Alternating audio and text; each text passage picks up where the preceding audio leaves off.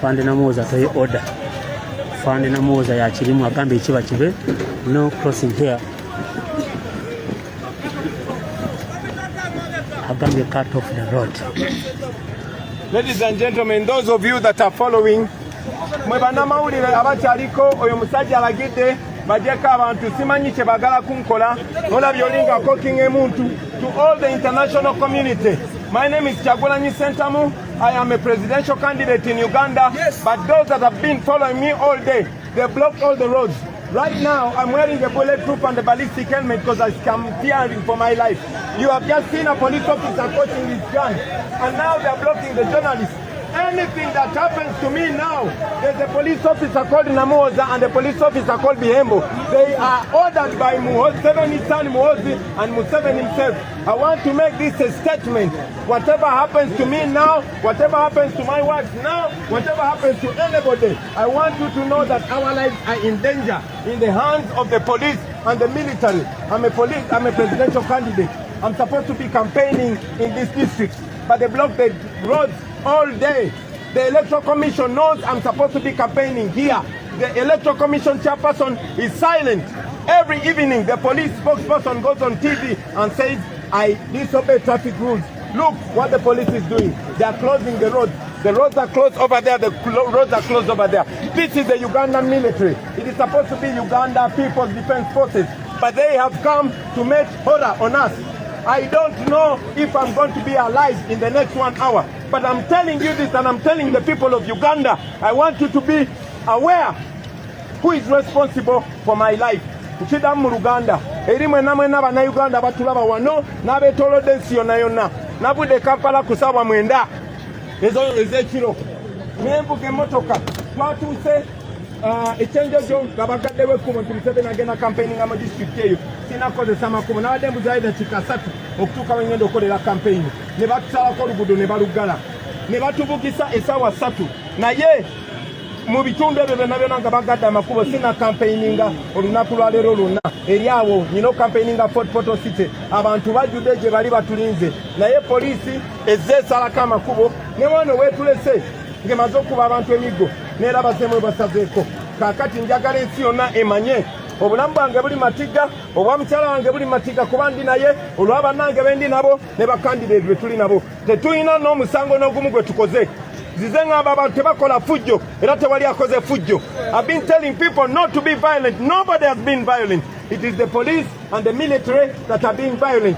There's a man there called Namuoza, he's a police officer. There's another man called Bihembo, he's a police officer. They are chasing away the crowds. They are soon going to chase away the cameras. I wanted the world to know what is going on here. He's ready to die. The president says. I've told the world. The president says I'm ready to die. You know, campaigning abantu banize. I am going to walk. I am going to walk. It is not against the law to walk on the roads of Uganda.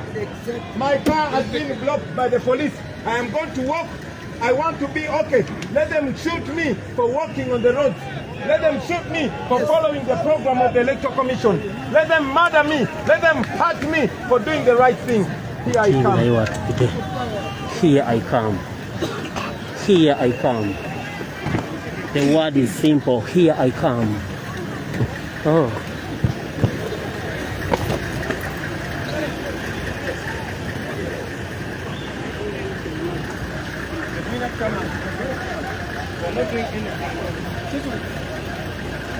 We are not doing anything wrong. Okay?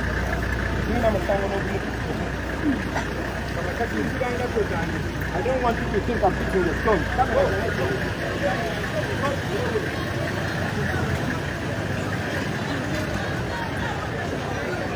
I'm trying to set them straight.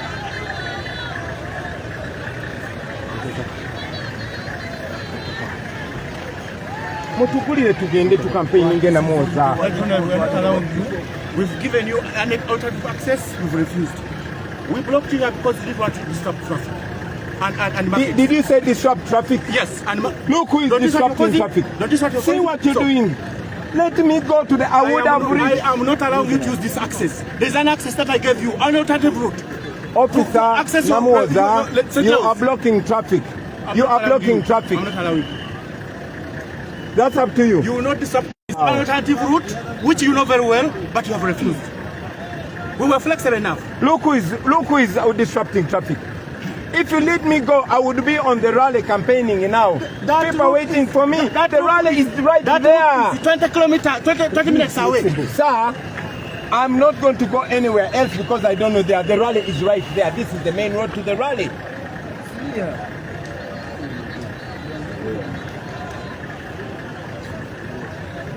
Let them do whatever they are doing.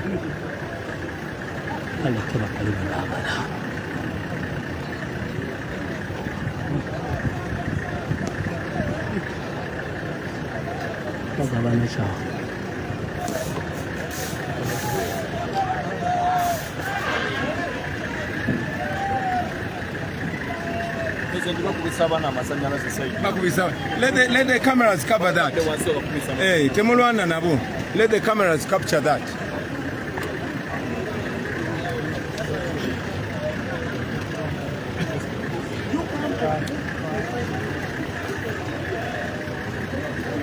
Temulwana Nabu, don't fight with them. Each one of those is on record. Each one of them will personally answer for their atrocity.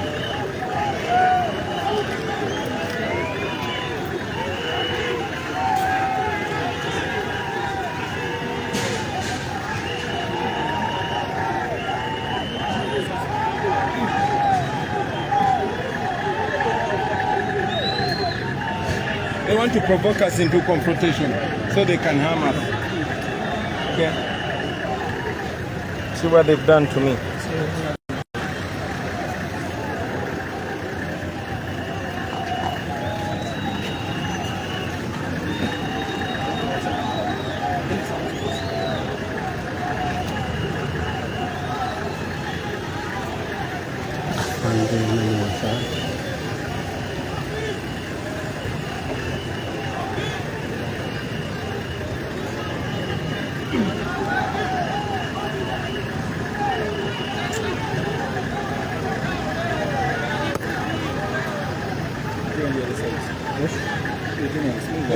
Film let the journalists be on their side. I want them to come and go.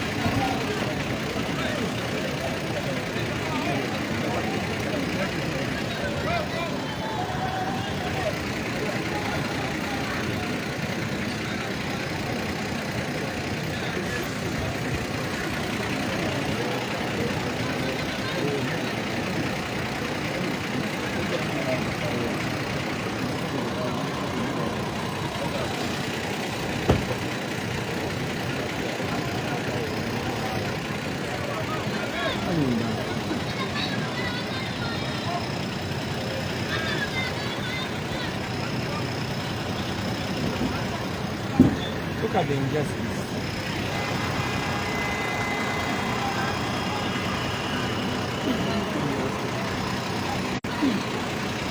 Officer, how do you feel?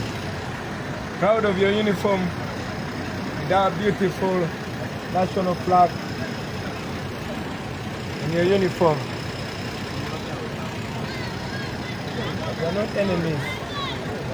For us, we don't hate you, and I encourage people not to hate the police. You are not bad people. No, you are not. All of you, you are not bad people. You are not. Just give you bad orders. Illegal orders, immoral orders. Sending goons to come to streets and beat innocent citizens. How do you sleep at night? Young brothers, how do you sleep at night? Protecting the stolen days of one man, one old man, that is making his slaves innocent. Majestic police.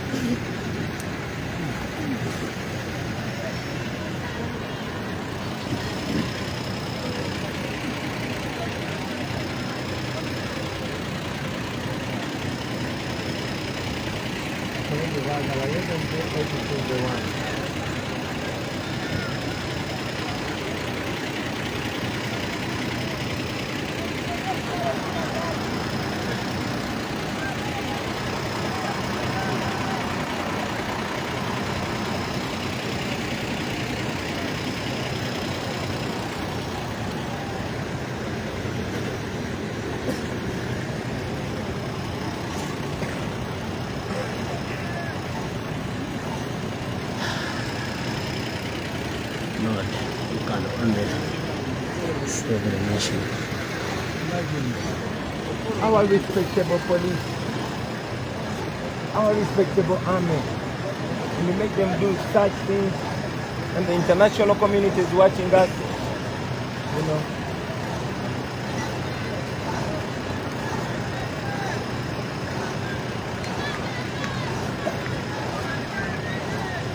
Pandeke.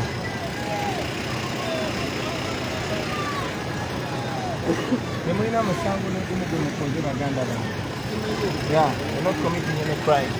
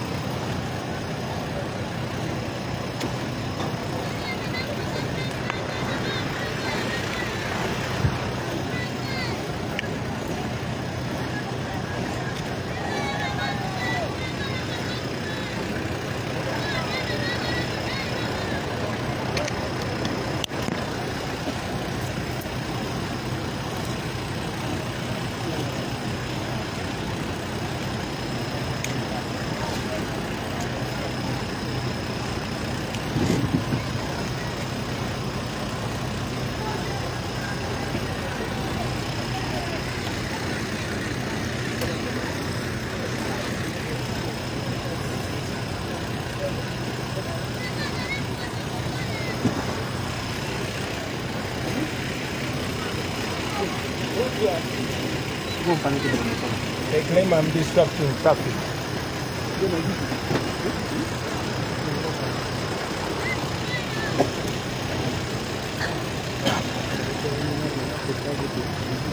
Block the road for 2 hours and they claim I'm disrupting traffic.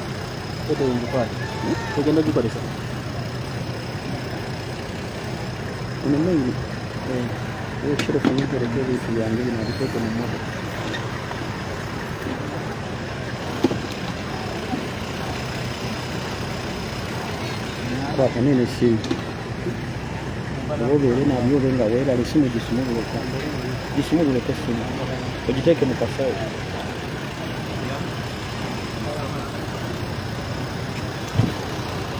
You people are lying. I want the world to be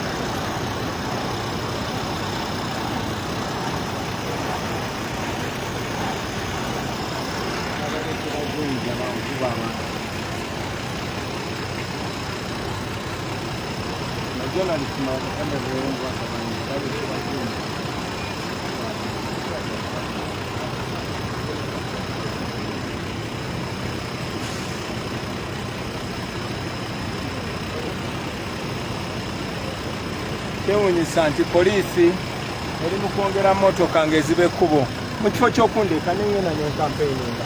Twale yaffe eri awo teziwera na dakiika 10 naye mu kifo ky'okundeeka n'engenda n'enjogera n'abantu batudde mu kisaawe banniize kuva ku makya naye bagadde wekkubo tebagala ngende njogere n'abantu baagala ngende twale 2 hours ntuuke nga saawa 12 saawa emu nga bakuba tiyagaasi bagamba ebiseera byo kampeyini nabiweddeyo naye nga lwali eri awo naye tebaagala ntutewo bagamba nyina okugenda nenetoloola ensozi ekyo tutagenda kukola kuba simanyi nakye bantegekeddeyo mu kifo ky'okukola ekyo baleeta ebimotoka kwongera kuziba kkubo naye bagamba nti ndi mu kutaataganya entambula y'ebidduka ensonga laki tebaagala mpite mu kkubo be bansibidde mu kkubo mu kifo ky'okundeka nengenda nenkampeyini bagadde ekkubo.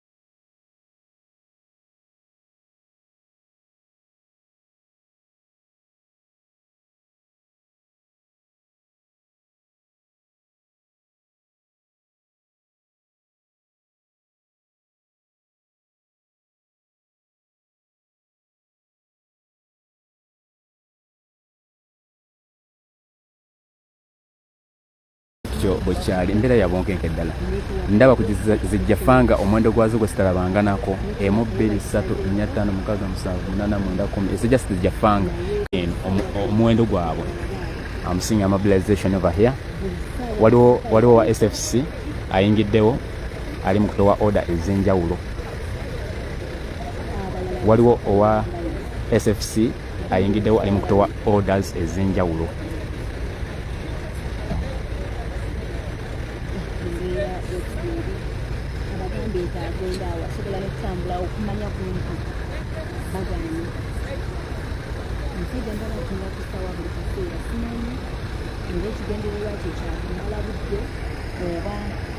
Ne tunuulira abasajja abali waneeno, tunuulira abasajja abali waneeno, tunuulira bakuumaddembe abali waneeno ddala bali mu kuumaddembe kubanga mu Luganda poliisi bagita bakuumaddembe oba UPDF bagita bakuumaddembe naye kiki ekiri waneeno ekigenda mu maaso.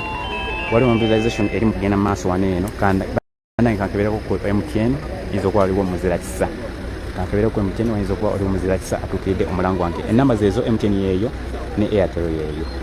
Have that.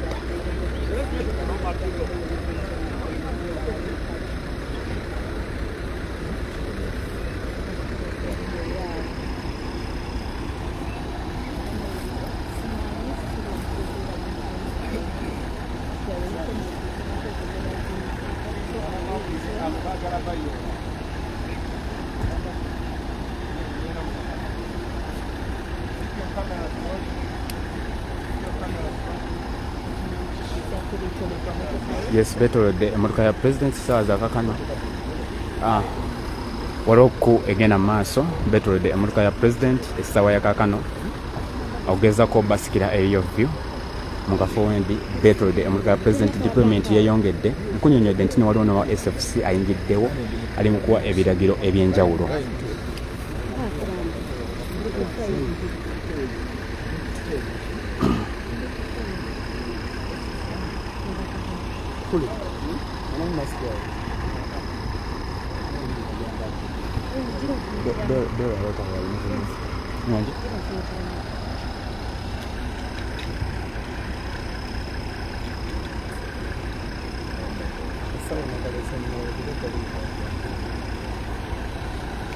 I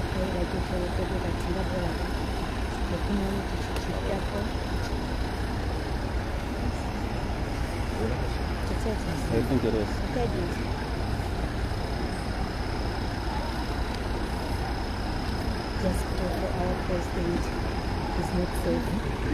Emmotoka ya President yeebongoloddwa wano wonna wetolodde abasajja abawanvu n'abampi aba Field Force Unit.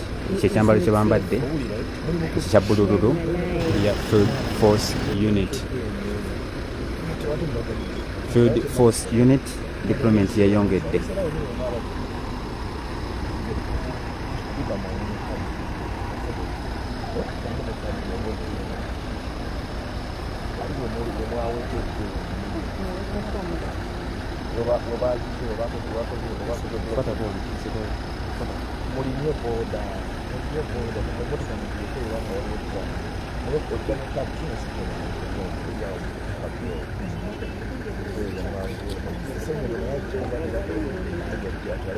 waliwo omulala ayingiddewo buli olukya bayika buyisi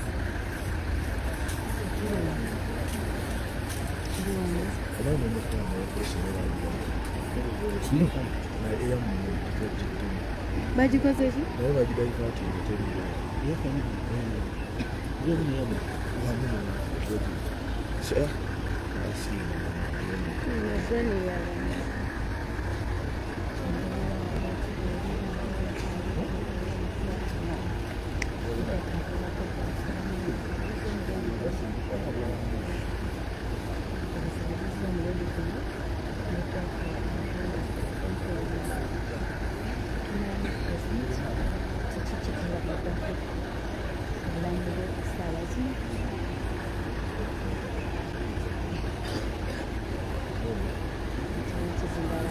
President ajeyo akazindala yogere. Bannange buli alina kamera mbasaba mubire nga mu recordinga ebigenda maaso. Everybody that has a camera, I beg you keep recording whatever is going on. If you are live in social media, please be live. Whatever happens to us, I want the world to be following closely. We are not committing any crime. We've always been saying the camera is our biggest safety. The camera is the only thing that is going to prove that we are innocent. The camera is the only thing that is going to prove the crime. So anybody that has a camera, I request you, whatever you see happening, please record that. Please record that. Time is the best solution. You're live on Map Media TV with me, Ron, the transporter. It's kind of tense International here. human rights shows us that any human rights violator will be personally answerable. Buli muntu atulugunya abantu yekenyini nga ye yajja okukiddamu ekiseera kituuse. So please record whatever is happening.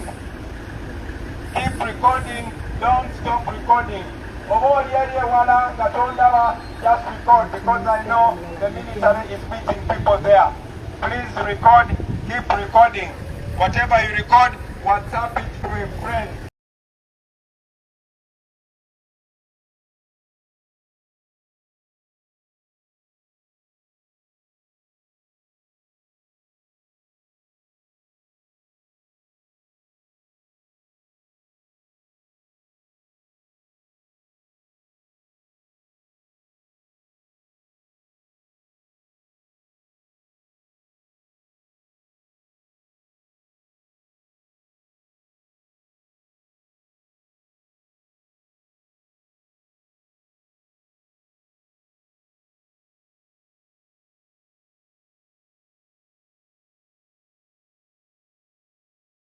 There, so that it does not only stay in your phone.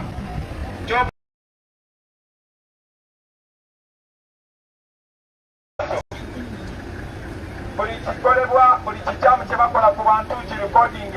Etteeka ly'eddembe ly'obuntu ery'ensi yonna liragira nti omuntu yenna kabere wa poliisi kabere w'amagye atyobola eddembe ly'obuntu ye kennyini agenda okuki-ansaringa. So mubere confident ate bo recording. So you keep us alive by recording.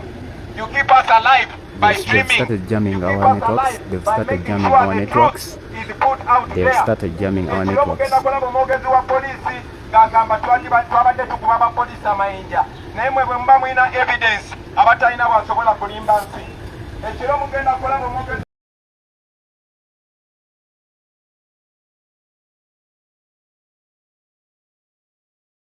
ebiduka naye nga bw'oba otunudde poliisi n'amagye be basibye ekkubo. So mbasaba mu recordinge buli ky'osobola okurecordinga, please record it.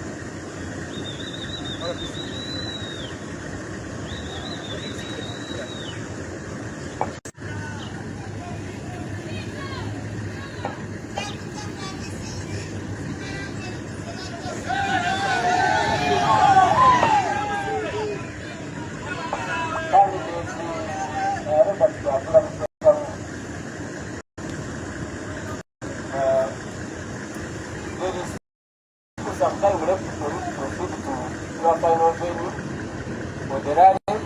You had requested that you had run to the side and you can no longer proceed to Kabarole. We allow you to proceed to Sabura, that is the place Kiegove. We gave you that opportunity and you have deliberately refused to go there. There is still time for you to still proceed, go and attend your rally at Kabula playground.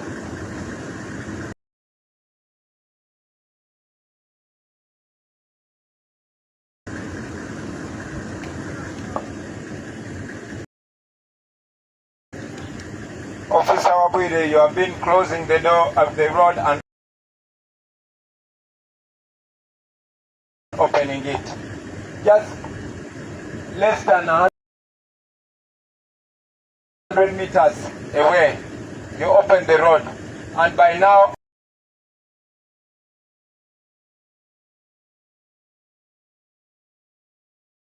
I would have even finished addressing the rally. But again,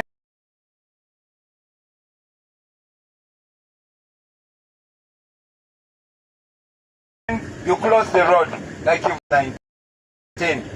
The Act provides that any public officer who individually or in association with others violates or participates in the violation of a person's rights or freedoms shall be held personally liable. That person is going to be personally liable. I thought as an officer, the presidential candidate shall be the country. According to the Electoral Commission, I am standing in Kabarole, where you blocked me from, and I requested you that because time is running out, allow me to go to a campaign rally which is only 10 minutes away. You have blocked this road, now it's coming to 1 hour. You claim that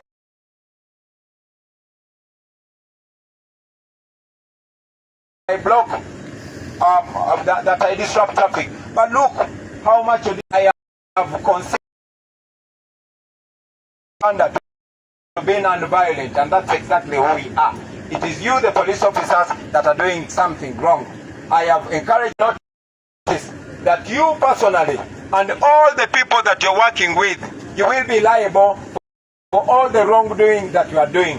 We, the people of Uganda, will be non-violent. We are not going to do anything illegal. We are not going to do anything criminal.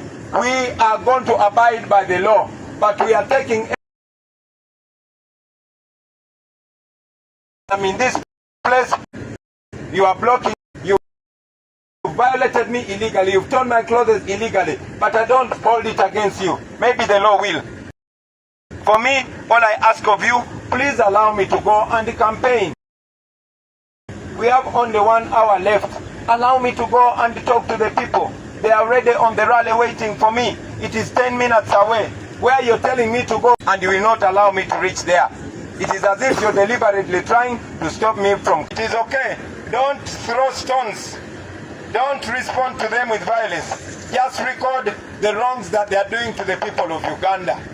And if possible, record their name tag and record their number.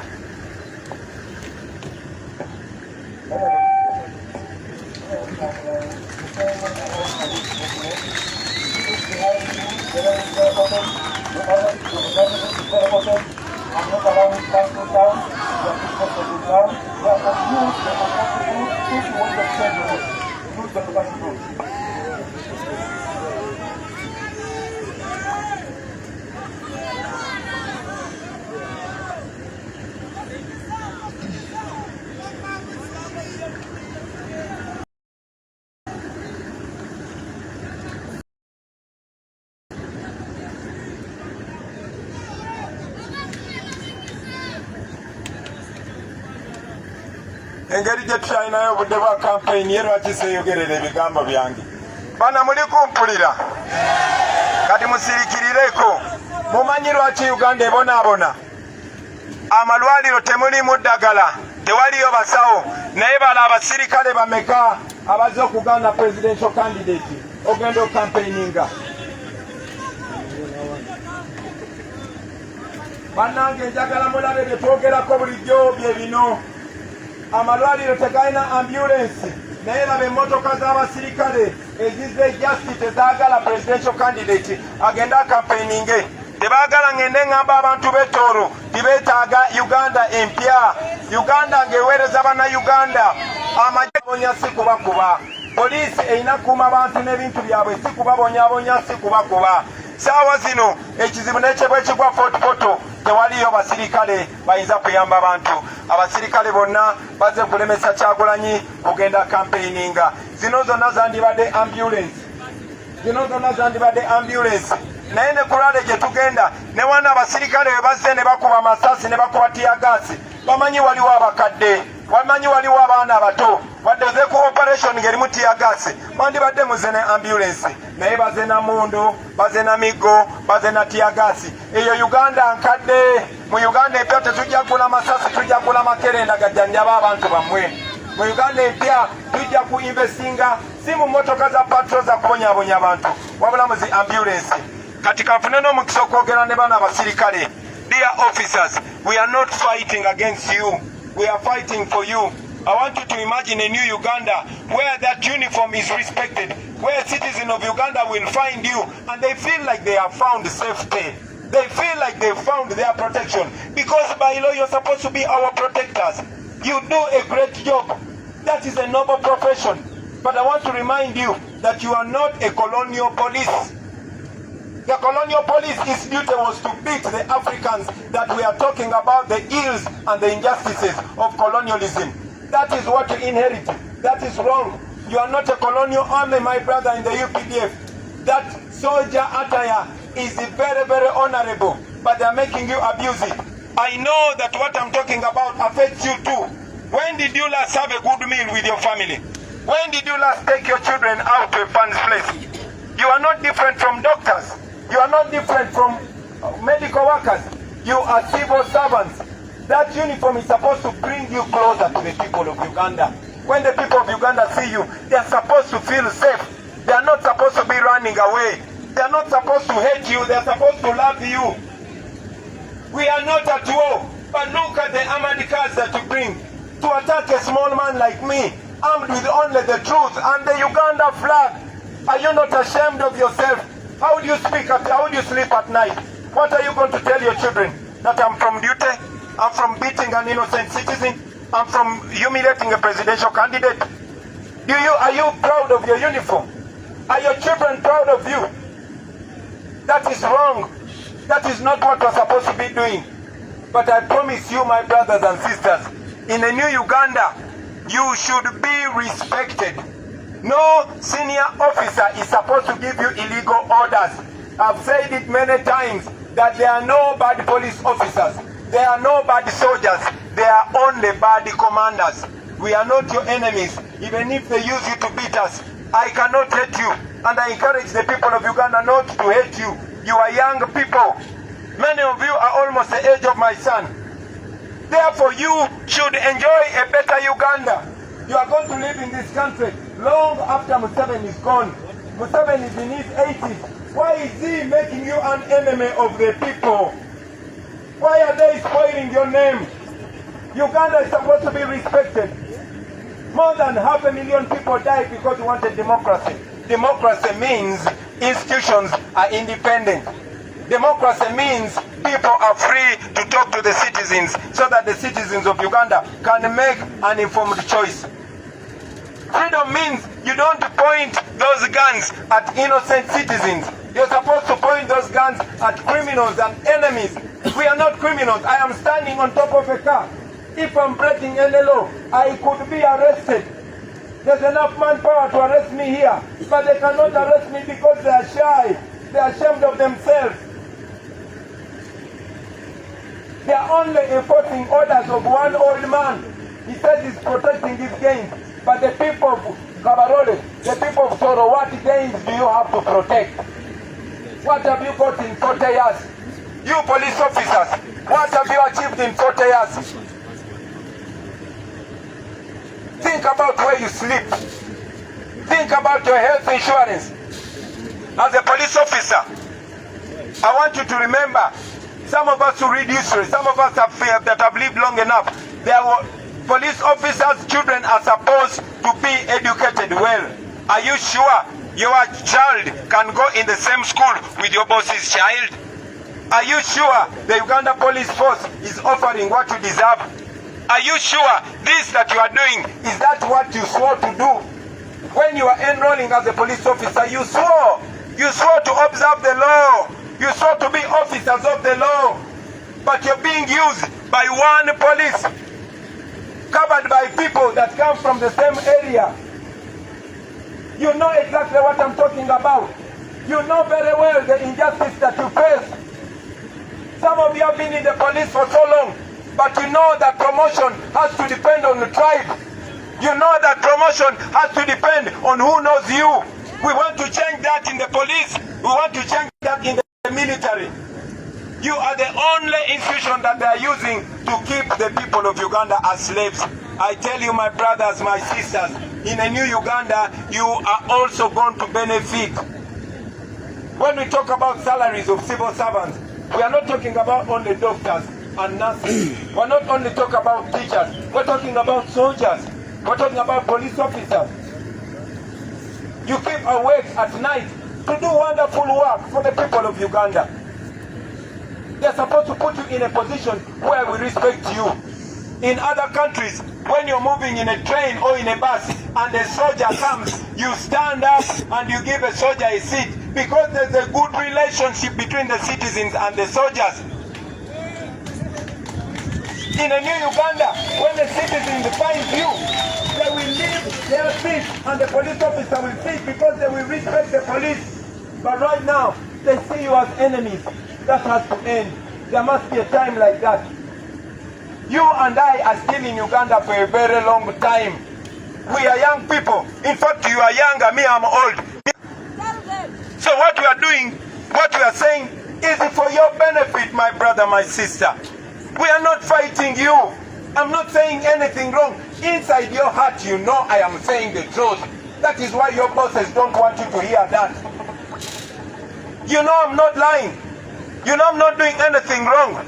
See how long they've stopped me. Educated now well. This is a business road. Imagine the business that is being stopped. Imagine what if there's somebody in an ambulance wanting to rush to hospital. They will die. Just think about that.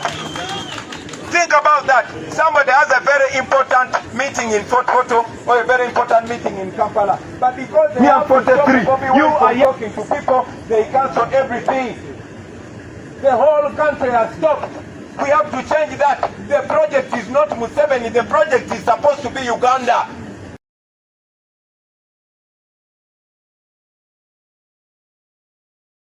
I want to educate you about this flag.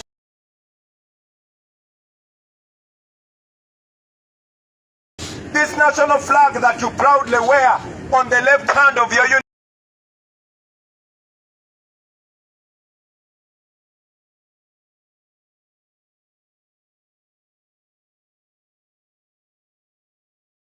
uniform. This flag was established by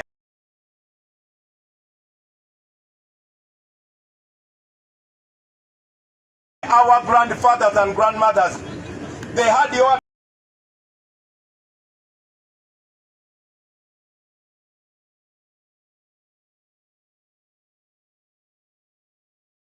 tribe, they had my tribe, they had all tribes in Uganda.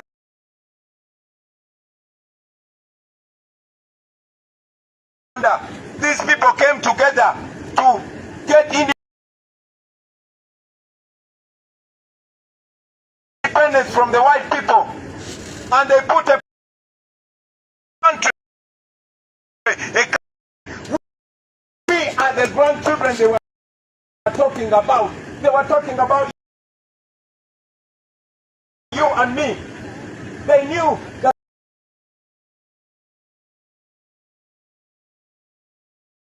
one of their children will be a musician, another will be a doctor, another will be a teacher, but we should live in a country, even if you're a police officer, you are not a colonial police officer. You are a son and a daughter of Uganda. They can use you to torture me. They can even use you to kill me. But the truth will always be the truth. You can chase away people, but I'm telling you, these things that I'm saying, people already know. People already know. And even those following us on social media, they know. The people of Uganda already know. That is why you have to beat them in order not to come and listen to this word that I'm saying. So my brothers, my sisters, me, I am not. When you find these people, your commanders treating me as if these commanders of yours, there are only two things that I see in their faces. I see fear and I see hate. Only two things. They fear because they know that when Uganda changes, we are all going to be equal. No matter your tribe, we are all going to be equal. And then they have hate because they don't believe, they believe a person like me doesn't have the right to tell them. Why do you cover your face? A noble police officer, you bring goons with sticks to torture the people of Uganda on camera. Think about 5 years from now. Think about 10 years from now. When your face is in a documentary, when your face is in one of the old videos, be sure there will be 10 years from now. There will be 20 years from now. Maybe we will be dead, maybe we will still be alive. But your children will see you. Will your children be proud of you? That my mother, my father was doing this? My mother or my father was the one being used to torture the people? Mamulowooza aba South Africa bakozesebwa nga bazungu okutulugunya abaddugavu bawulira batya kati nga baana baabwe balaba video nga balaba ono taata wange eyali akuba bamandera emiggo nga tebalina musango, ono yali alumisa abantu embwa nga tebalina musango, ono yajja naggala oluguudo ng'abantu tebalina musango. Mamulowooza abantu banaawulira batya? Mubuulira mutya mu mitima gyammwe, mwebaka mutya otulo ne mwebaka?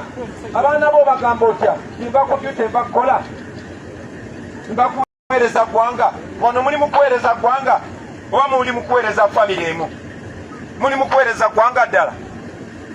Mwe mulowooza Uganda tegenda kubeerawo? Bannange, I guarantee you Uganda will change. The man that you're trying to defend even against the law, he will go and you will stay here.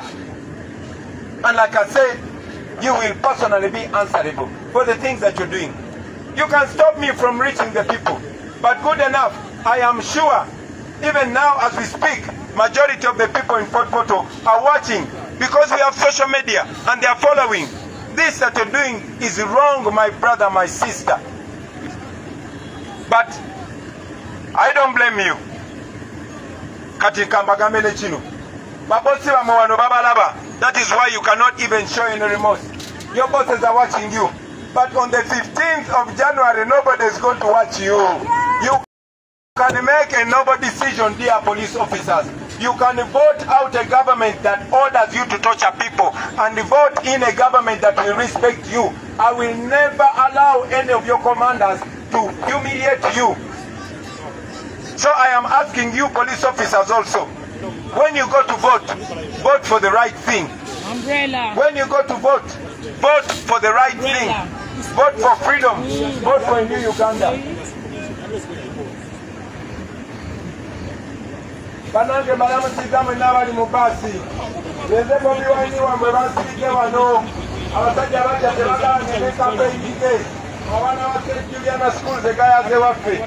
Mulaba Uganda bweri, but I want you children to be confident. You will grow up in a better country. I love you very much. We are fighting for your future. In a new country, you're going to enjoy. In a new country, you'll drive on better roads. And when you grow up, when you study well, you'll get jobs. You understand? So send this message to all your friends. Tell them to love their country. Tell them to think about Uganda. But most importantly, tell your parents that the people of National Unity Platform are sending a good message. A good message of a better country with better schools where teachers are paid well. Thank you and bye.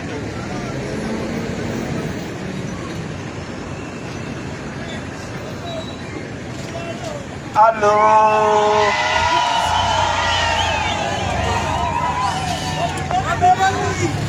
Evandange, Mutabiranganda, umbrella.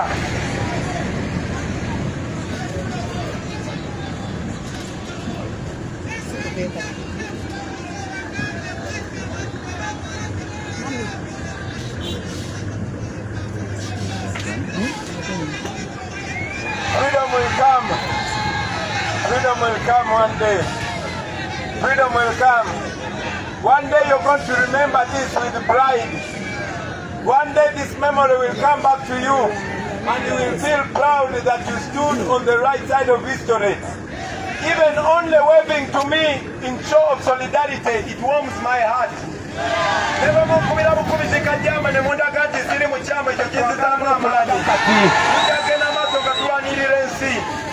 Tujja kola ekintu ekikyamu tetugenda kumenya mateeka. Tetugenda kola bintu bikyamu. Kyetwagala okukola mu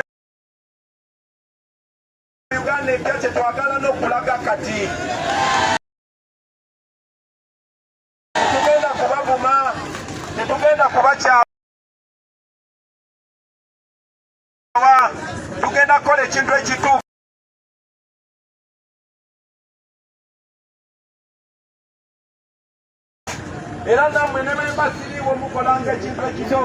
Keep being strong.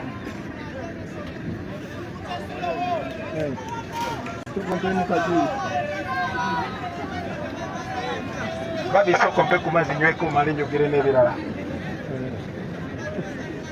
Soko mpe kaji.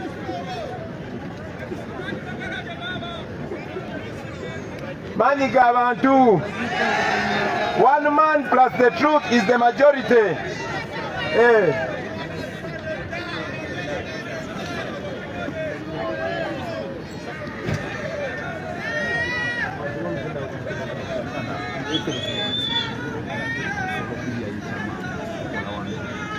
Siri akuyiya muganda wange, siri akuyiya.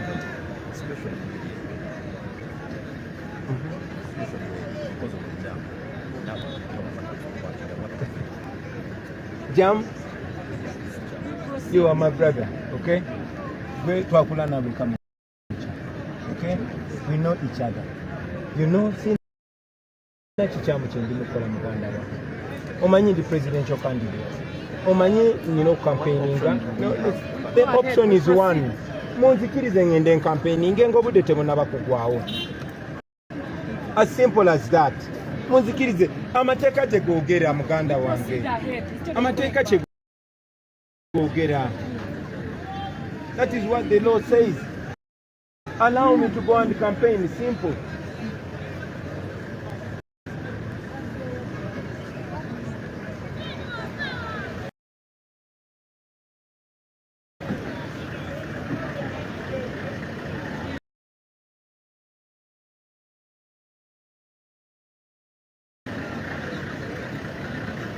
Can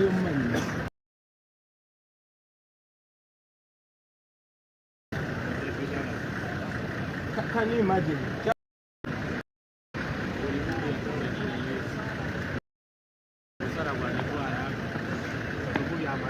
Come officers, let me take a juice. We'll come back with a new information upon you. See?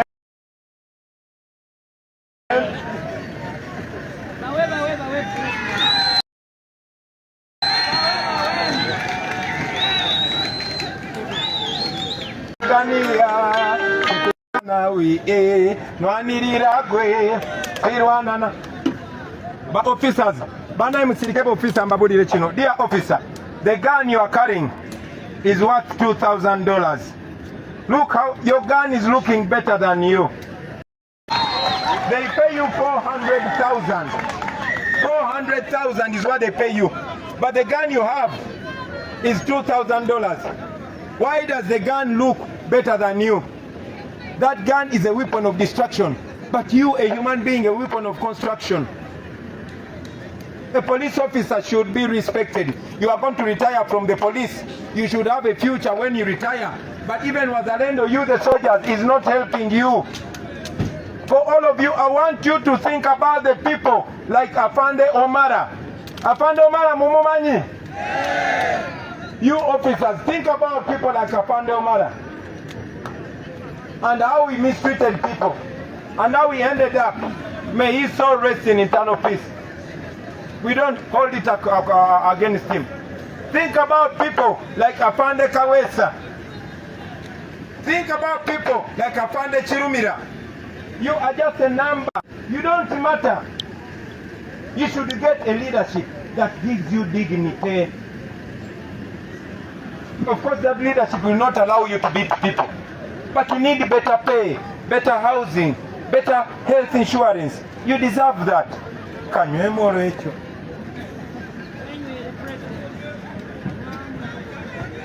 Uganda Colorado campaign.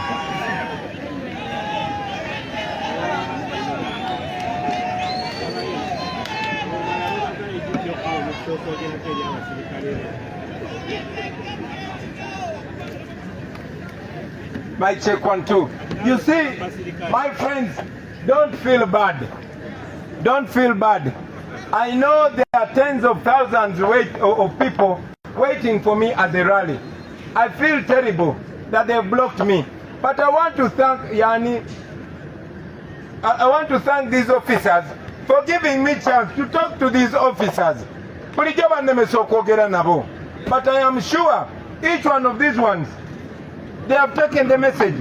Please silently share that message in the barracks because it is the truth. Let us vote these people out. You police officers have always voted for change. Give me your vote so that we change your lives. Eh?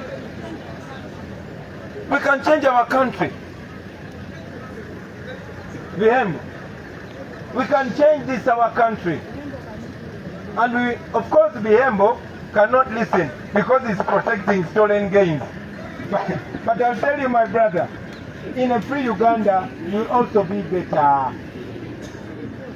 So we shall all be alright in a free Uganda. It's unfortunate that you can no longer silence our voices. Now look at this brother of mine, Muchibi, that you're using. Kwa Muchibi omusajja omugave ne bakozesa ebikolobero ebyo yegwa okuba abantu yegwa otomera abantu ne helmet yegwa okola ebikolobero ate nga munnange tubazaalibwa bwotyo. None of you is born like that. You people are good people. And for me, I don't hate you. And I encourage people not to hate you. But let us do the right thing. Can you emulate?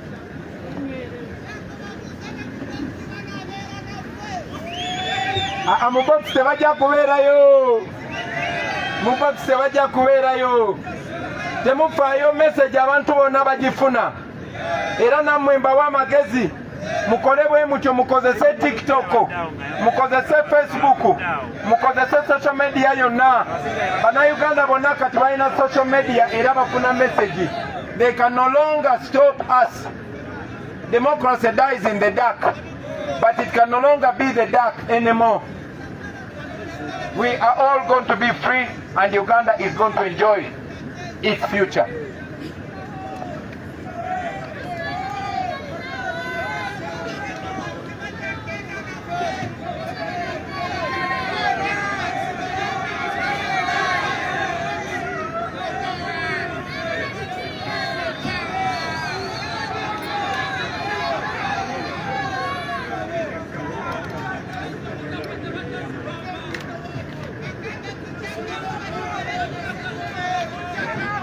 Keep smiling, keep smiling.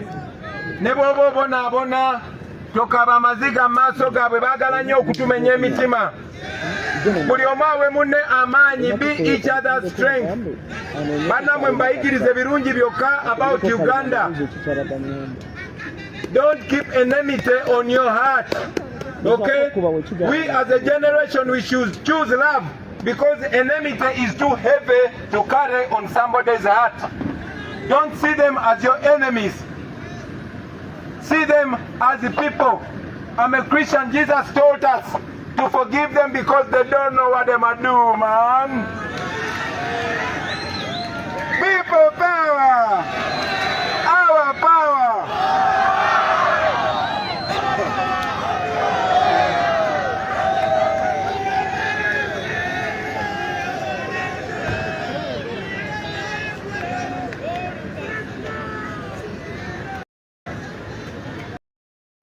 Ate nyiza n'okuyita Bobi n'abakubira ku jambo.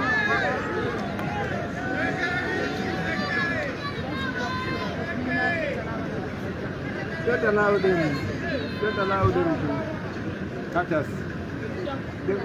You people want to break our hearts. You people want us to get angry. We are not going to get angry. We are not going to hate you. Okitegeera? Muli baganda baffe. Oyinza n'okusanga ng'oli mukodomi wange. Okitegeera? So we are not enemies. Manyi bulungi munnange kisinga nsanga wali be bakulagira kati okole obusongo butojja kuba nabwo kuba mumanyi siina musango gwe nakoze ukiraba. So this don't shy away. Era bonsanga elsewhere, don't shy away from greeting me. No. Okay.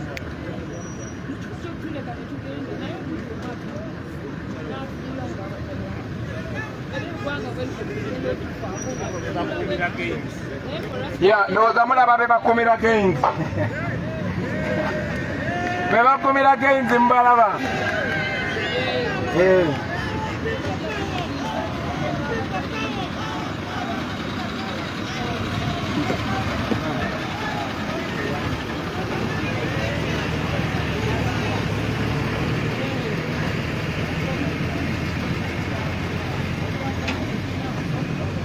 Andi bantunza mu kamera nga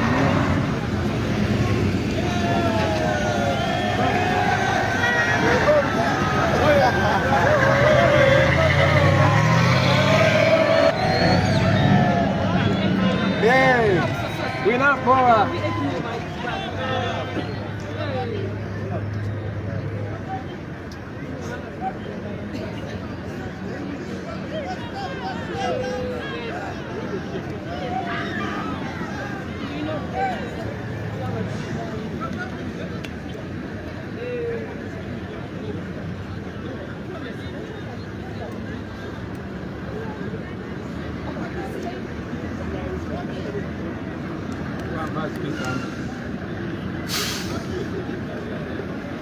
Mic check. Abali mu basi banange nze bobiwine bansibidde wano naye message mugitambuza abantu babaka lulutujuse Uganda. People power. Yeah man. Send a message far and wide mubagambe ambulera answer. Ne police twagala giliberatinga. Say message buli omu mutambuze message agamba abantu komi. Ate namwe officer send this message after you get off duty. Make sure you send this message. Mwe aba recordings make sure musindikira ba officers ku WhatsApp ka message kano bakafune. Komanda otajja kutegeera ndi ka message okafunye. Just receive that message, forward it silently. That is how we're going to liberate our country. Yeah man.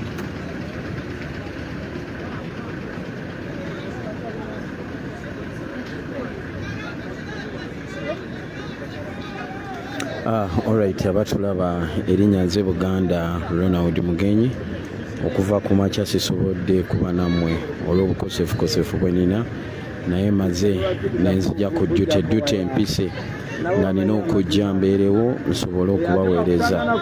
Essaawa zino wano wentunuza kamera pulezidenti abaabuzayo eddakiika 10 okutuuka ku venu, naye emabega eno gye nkutunuuliza emmotoka eri egenda weeri we waliwo diversion eyo singa abaagikwata ye nga ye agambye mutwalire essaawa 2 okutuuka ku venu.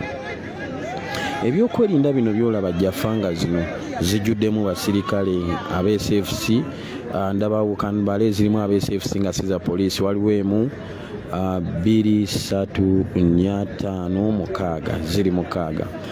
Eza poliisi ndi kujja fangas eza poliisi ndabawo emu oluuyi eno nayo waliyo emu, eza poliisi ziri 2. Ngenda kubalira Kabangali ziri mbadde mbalajja fangas eza poliisi n'ez'amagye. Ngenda kubalira Kabangali z'amagye ezijjudde aba SFC. Waliwo wa military sinnamulabako, sijja bawayiriza basajja battu abambala obukofiira obulwedi n'emiggo. Kati Kabangali z'amagye ndabako emu 2 mu maaso wano 3 bwenkyuka bwenti emabega ez'amagye ziriwo 4 n'emabega wali emu. Kati ngenda kubalira Kabangali za poliisi eziri wano, kantandike n'eziri emabega emu 2 3. Ezo Kabangali ezibaako akatanda zembala okutali double cabin zino zitambulira mu RPC. Kabangali erimu 2 3 4 5 eziri awo. Bw'otunula emabega waliyo 6 7 8 9 10 11. Ngenda kubalira double cabins ezitambulirako RPC RDC ba boss abakimala. Wano mu maaso ndabawo emu n'eyokubiri. Wentunula eno emabega ndabayo emu ya ezo zo ziri 3 nambirira. Emmotoka ez'obuyonjo eza bulijjo naye nga zitambuliramu abakutte Migemera wala ndabako Nowa emu, mu maaso eno ndabayo drone 2, waliwo ne kamaka 2 ndowooza ze 3. Abasirikale abali wano ab'amagye abambala uniform ya FFU yeyebibombolo eyo gyolaba, saako ne bamala abambala abakaki bo sisobola babala, naye kale mu kubala okwangu tuyinza ogamba tulinamu abasirikale abavuddeyo nga bano abali mu zijjafanga zino tebannavaayo, naye abavuddeyo boolaba tuyinza okuba tulinawo nga 2 okuli bano abakutte mundu booti nga boolaba n'abo abalala we batyo. Weewaawo embeera eriwo obudde bugenderera obwa campaign nga ssaawa zino 11 n'eddakiika 25. waba wabulayo eddakiika mmekaawo? Ndowooza z'eddakiika nga 25 dakiika ntono nnyo ndowooza ezibulayo okulaba nga ebiseera by'okuba campaign biggwawo.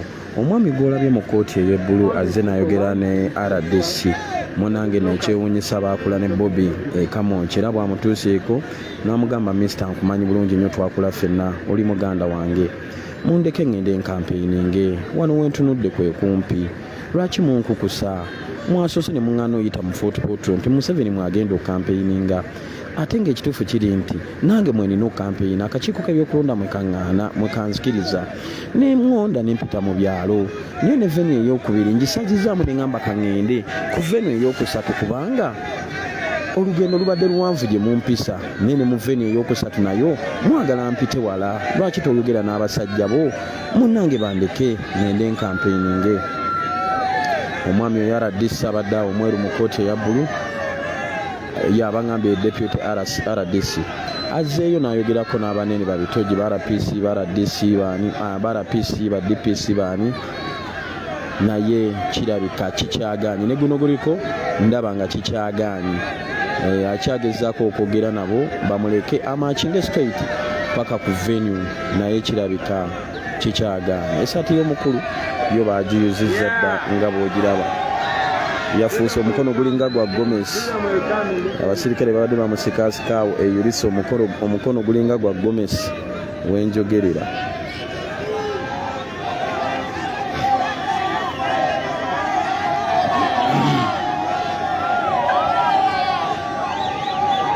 banange siri mulamu bulungi kifatigi kinkubye bubi nnyo muno mwozisaako ne food poisoning tebuba butwa nti babukuteeredde mu mmere alengera abaana bali eri bali gye beeyimbira food poisoning ndozo oba watabise emmere neekola obutwa mubiri so ebiva mu food poisoning byonna mbirina naye kangume nsooka empeereze eggwanga nja kwejjanjaba edda nga nvudde wano ekyamazima mbadde nina okuvaayo bukubirire nzije nkola omulimu ogwo ogwantumwa Katonda nange gwe nasalawo okukolera eggwanga lyange. Musharinge message eno, musharinge information tujongereyo tulabe nga etuuka gyeyina okutuuka. Simanyi kikiddako jafanga zino kati balamu jafanga za military zino ez'amagye zino zitambuza abasirikale bameka ziri M235 buli emu webangirimu abasirikale 55 kale tubala abatono ali baze 10 abasirikale 55 be basirikale bameka 10 2 3 abo babeera bazino jafanga. Guys are saying it's not possible for us to go through this road. RDC. But there is a shortcut here. Listen, my brother. Yes. Don't tell me any nonsense of compromising my rights. Yes. You hear me? Yes. Don't tell me any nonsense of compromising my rights. Yes. I am a duly nominated presidential candidate, just like you're a duly nominated candidate. Yes. Okay? Yes. The biggest problem with us is we compromise our freedoms. You understand? I understand. It is your right. Yes. It is your right by law. You're a taxpayer. You're supposed to use this road. Yes. Have you committed any crime? No crime. Have I committed any crime? No crime. Why do you want me to negotiate my freedom? RCC. When Nakulana will come. Okay? I grew up with you. What are you in Banange?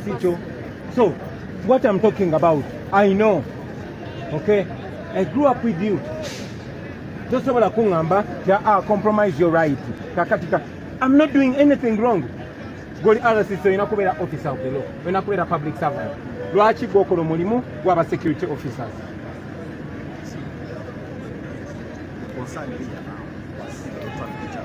The concern, if the concern, wait. So, just a minute. No. Traffic jam is a problem. Where is it coming from? Where is it coming from? We want to have a bigger problem than what? Yes, we want to create a solution. Where is the problem? Understand the problem so that you can get a solution. The problem, no, listen. The problem, my brother, is the police is illegally blocking a presidential candidate because they don't want me to talk to the people. Okay? Don't tell me anything to compromise my rights. No, these are officers of the law. They studied, they know. They're just acting with impunity. It's like when they gave me money. They gave me money to get out of the race. Thank you very much. Yeah. Why would I get out of the race? They tried to buy her. Am I worth the TV? The way you look at me, I am here, I am standing for my area, I'm standing for sorrow. Should be ashamed of themselves. But here I am today. They have blocked me from going to the other side. The other day they were giving us money. What had I worked for to get that money? Had I worked for that money? Today we have been blocked. We cannot access the other side. To campaign. Talk to the community. The world is watching. Okay? The world is watching. They might block me from campaigning today. Okay? They might even block me tomorrow. They might tear my clothes, they might beat me. But I'm telling you that once you stand by the truth, you will win. Don't allow these people to cow you down. You're not any less than any Ugandan. The law permits you to do what is right. If the problem is traffic jam, they are the ones blocking traffic. I tried to walk. They shot at me. Okay? We would now be at the venue. No, we would have finished the rally by now. What time is it now? They give you money to get out of the race. They block your race. They want to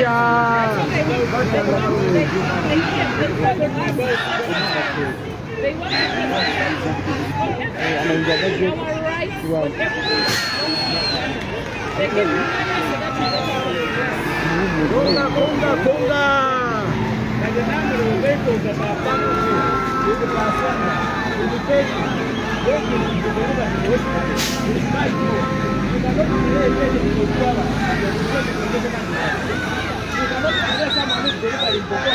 understand, my brother? You cannot start a poor coming from going to Kabarole because of the reason they could hear. It was even easier, much more easier to allow us to go through town. We would even have looked less than engineer, your job.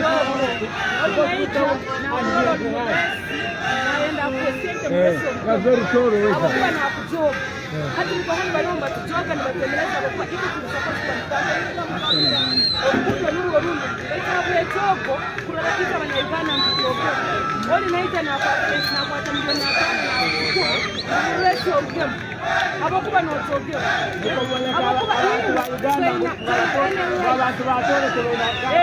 Namoza, you have removed your rank.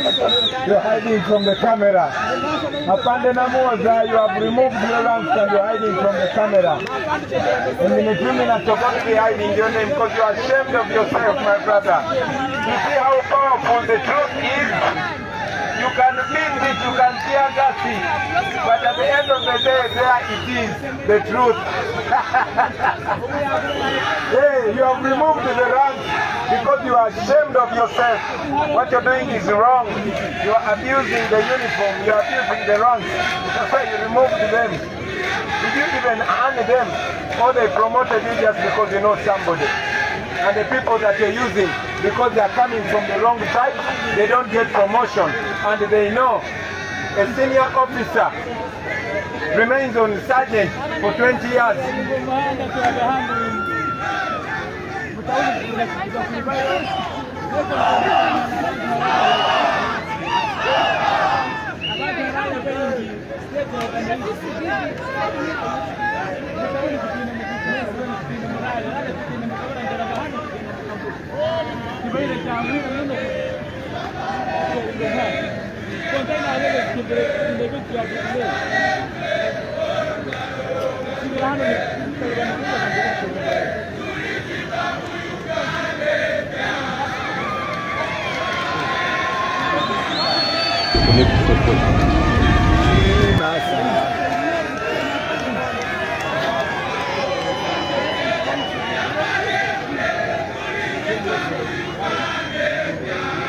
People power!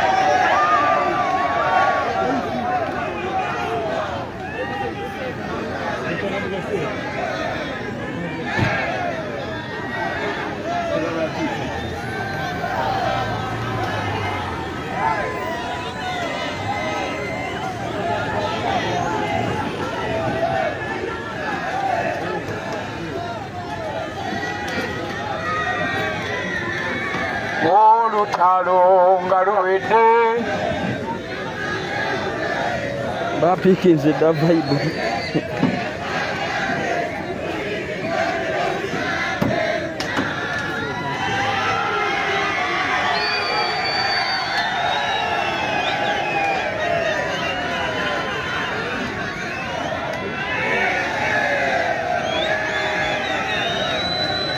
This one is our weapon.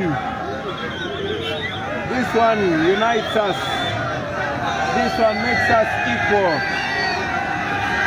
This one makes everybody answerable. Everybody.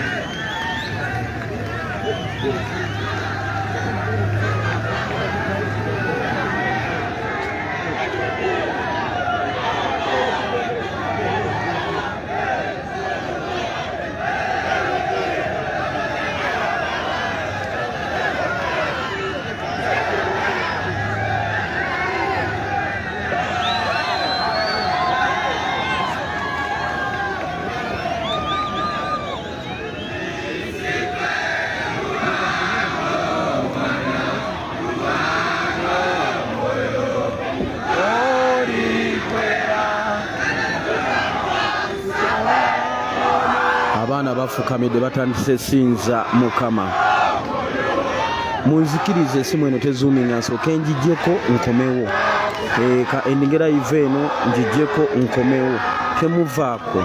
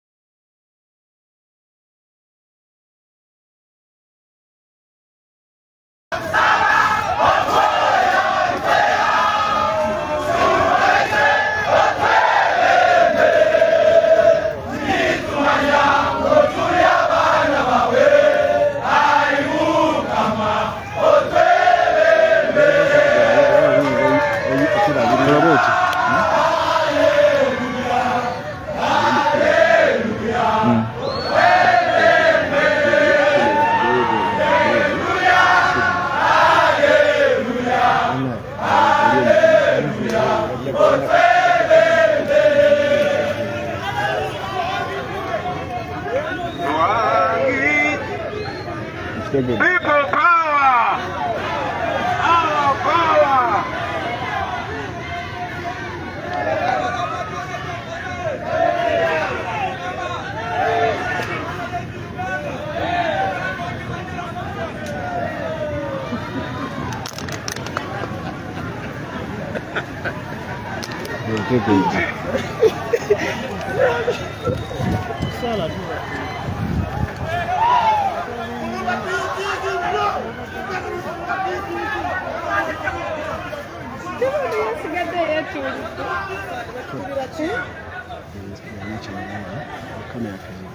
Hello. Hello. Omusajja ali bulungi.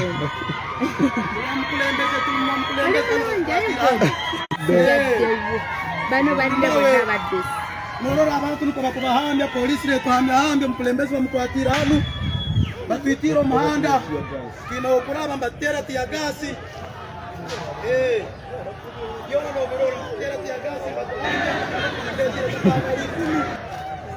All right, sharing a video. Waliwo tekiniki eriwo bagala tujje kamera ku president yensonga lwaki tukola bwe tudda bagala tumujjeko kamera bakole kye baagala wa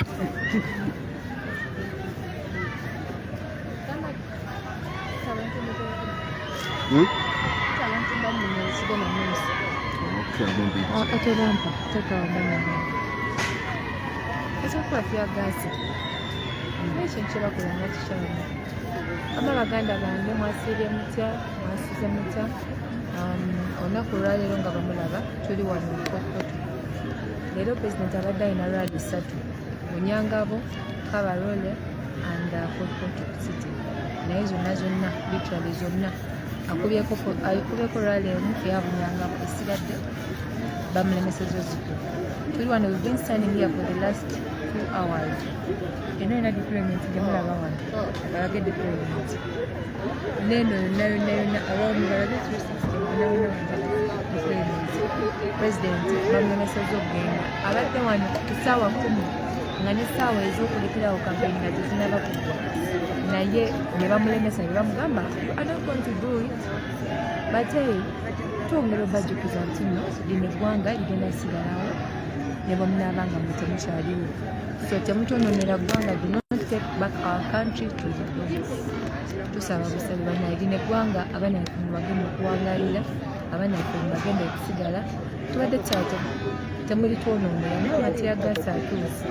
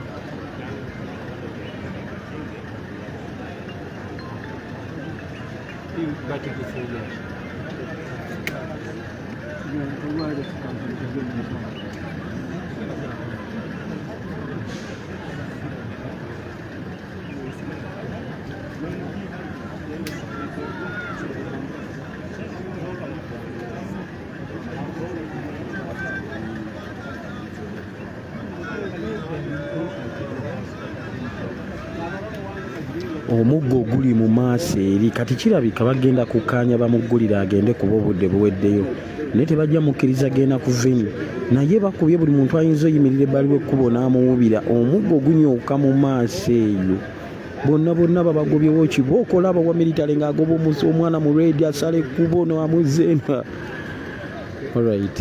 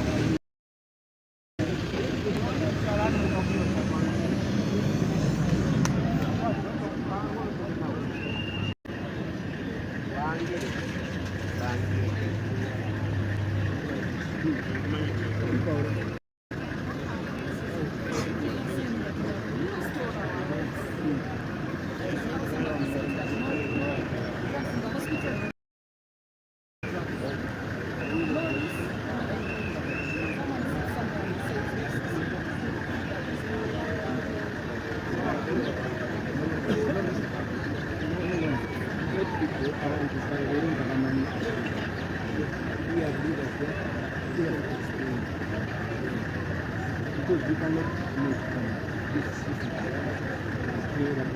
People have to be part of it. They should know what is our Don't feel bad.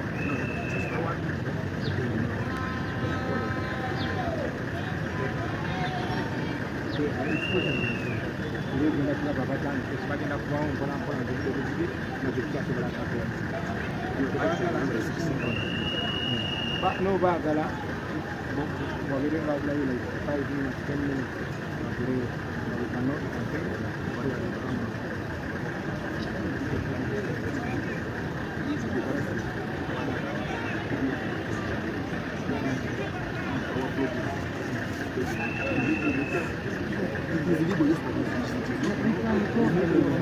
those are the rights you're fighting. So we are not compromising anything. We can go anywhere. For as long as we have the right to do anything, we can go there. But we have to go now, it is their problem, their answer. Muntu abakozesa mukadde yayinza n'okutuuka nga basibye naye bo bakyaliwo they will be answer. That is just I see you're broken. I feel bad too. Okay? But this is the price we have to pay. This is not negotiable. Never negotiate your freedom. Never. Never. I hear you on you cannot negotiate your freedom. If we have to do the next time, that's how they will be. Even in general, they will say you pass through the next end with that.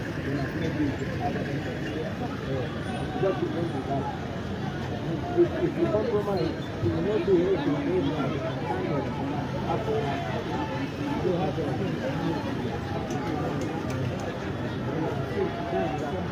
But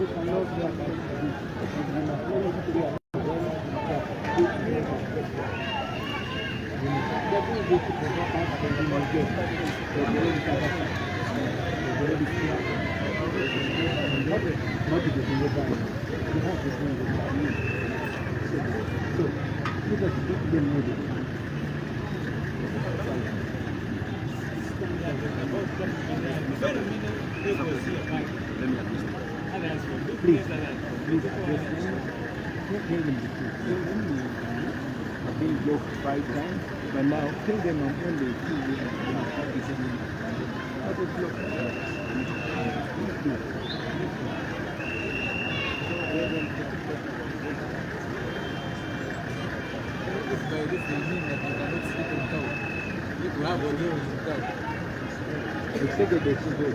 so we must make it clear, and we will have to get back on our life.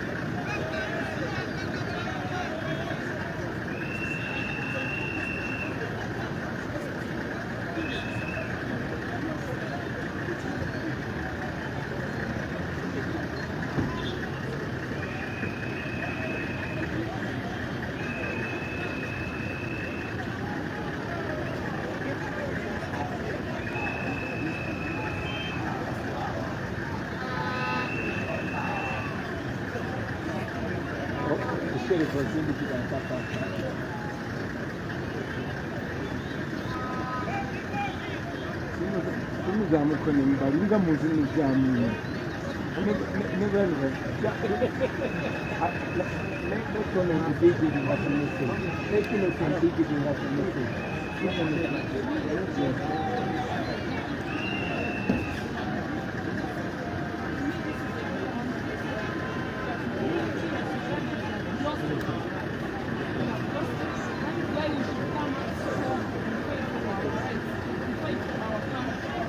ekulaga nti erinamu omulwadde bagiganye oyita wano naye badde diverted yeetooloola eri.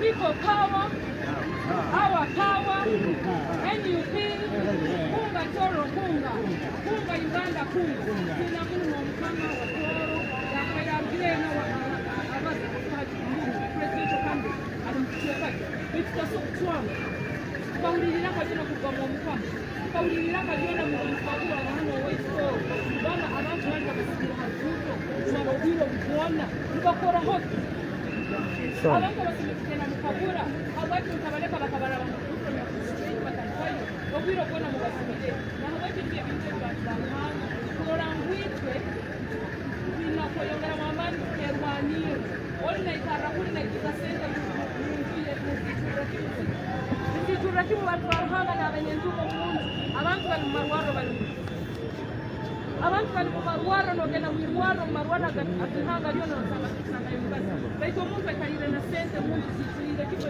sawa nawe ekyo bantu barabanga bantu baganda nibasaba murugeyo n'amaani twerwaneho kino kyolekere olutalo olugulumu lululwa buli kiro olutalo olugulumu weiti twena tunakwerwanaho nawe ekyo kyekubalimbasaba abantu bato olutalo olugulumu kuleka kulekera president Kyagulanyi wenka nenyo murugeyo mwerwaneho abapolisi babona mubarore kigero twagweriro weitale abebitambia bocho baisi mukarora akanuko twayemerire abana bekiseka twamaninga checkpoint. We managed that checkpoint for a very long time. Tutakurora basirikali baitatu nona akanuko baitwira hamsa. Eko ni kibegesaki abantu bato abantu baitwira hamsa kujera abateja bakarwa mu rusozi basara ambabo mpaka kusirimuka hivi sikatungire buyambi kwa mpaka bahita kanona ko nakuba basaba bajo sema basaba takutumwa yako nahabacha abantu batora abantu ba Uganda nimbasaba twerwaneho abazere baitu bayangire korana na government yetu bakaitu icyo twakurira tulimfunza tulihamkiro kinu tukakura tulimfunza kwa abazere baitu bakarora kara bakarora maiso bamba abantu bali bantu barundi tutakorana nabo icyo norora ngito alito kaba tukakura tulimfunza nahabwecho abazezanga nabo kabazere babazaho observation tukugira mkiro baitu nimbasaba abantu batora leka tuongere kubanira hangalie obutaro omusaka rukaba leka tuhamukaro muri wenyine akwati kujago kambisaka iko abanye babera mbisaka bazeritu bakopwa twakura tulifuza abantu bakarago no mumanya nyino nyina nyanwo yankuliza I was brought up by a single mother because my father was killed in the war because he did not accept that this government is here a good government. Actually, the hand had to be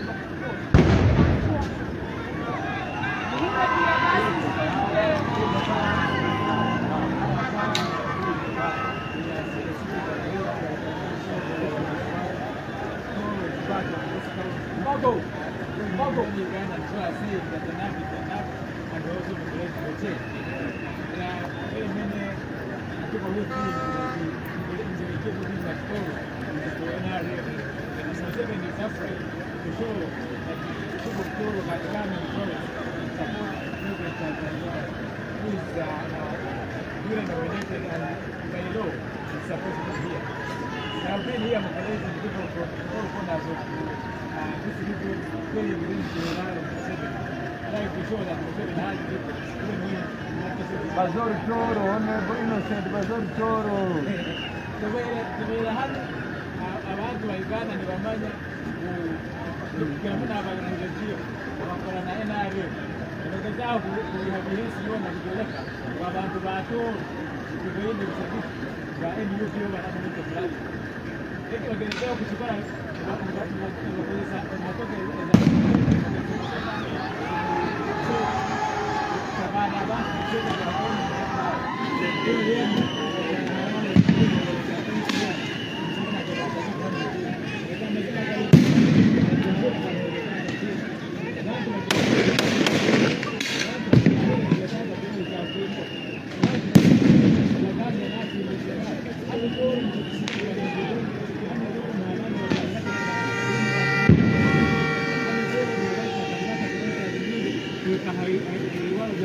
obudde buzibu ekkubo balisazeeko emabega ne maaso abantu bonna babagobera wala plan gyentegedde yakuddamu goba bannamawulire then we don't know what is next naye ngaekkubo liraba bakoze olunyiriri olugisalako naye ngaobuli bwa campaign buweddeyo ekiddako kiki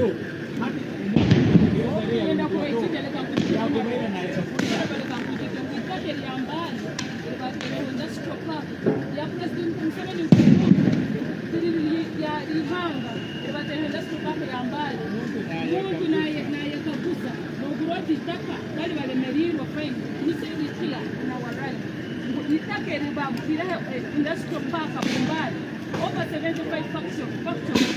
It was not a government land. Where to Uganda government in the state of the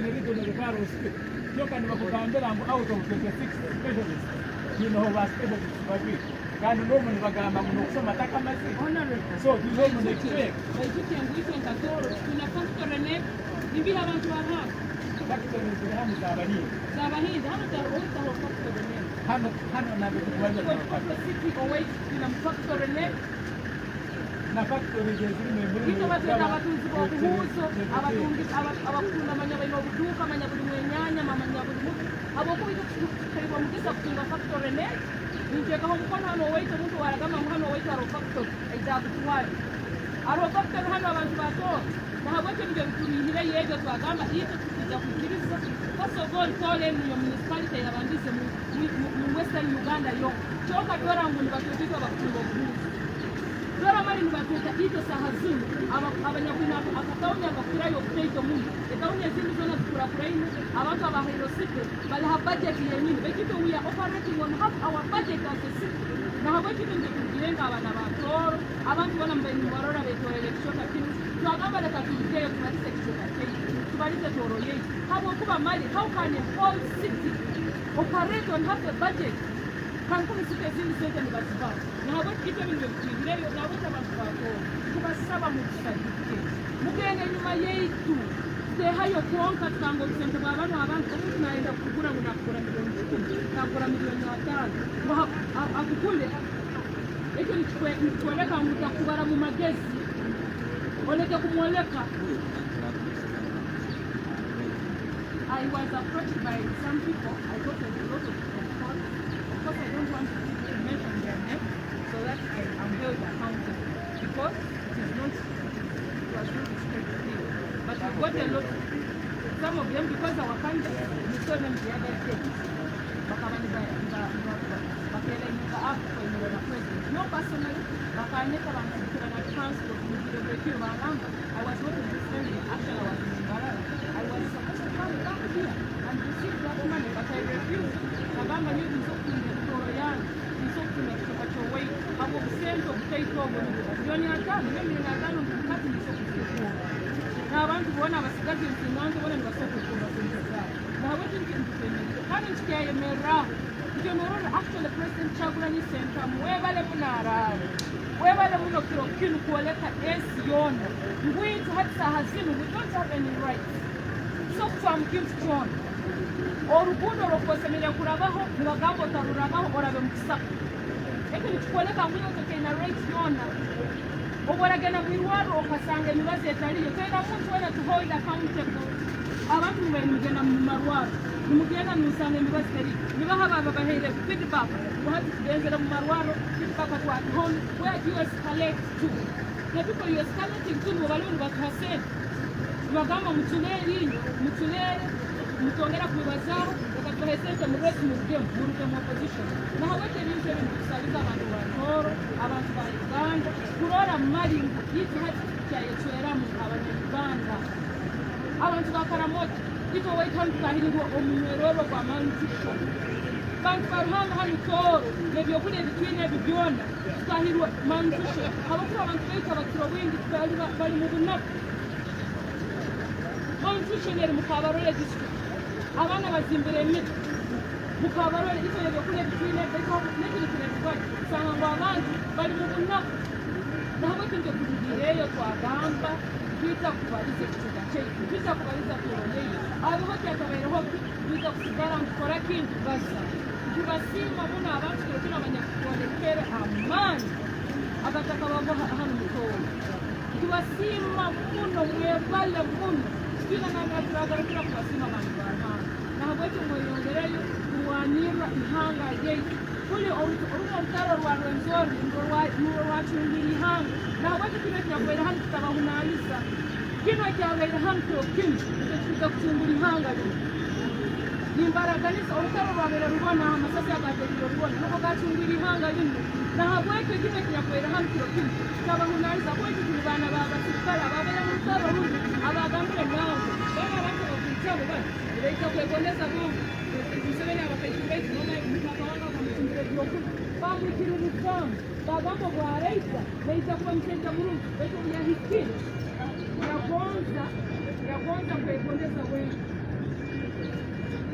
yagonza kwegondeza wenga hati murora elisamu ya kushirika mnazibaba mtuwara kumanikisho abana wetu banyishindeme na habwekile kanisakendo sarandi na bababase ebale muna abote bakwesi turabaha kusima mkulaji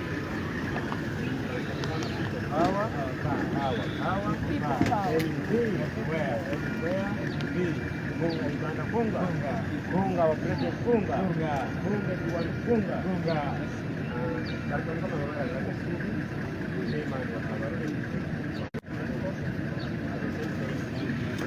The last kick of a dying horse. Wandiko gambe nti the last kick of a dying horse yeno gyoli mukulaba olunaku olwaleero. Omugero ogusembayo ogwa hoosi ng'efa mwagana okumbulira hoosi y'endogoyi y'embalaasi.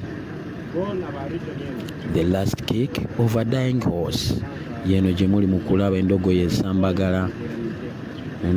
esambagala.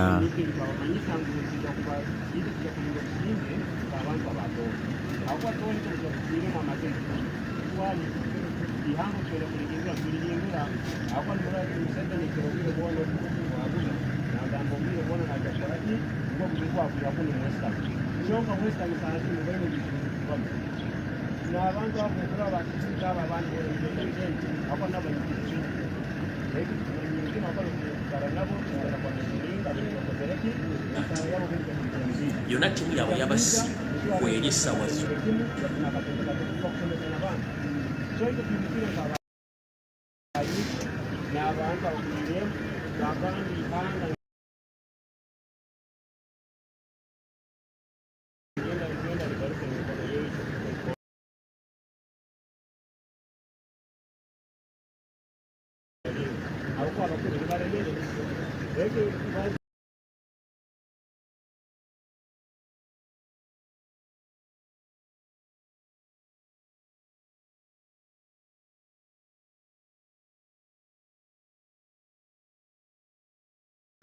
abokuba hano ekyenkuntu bakatubaniza banyina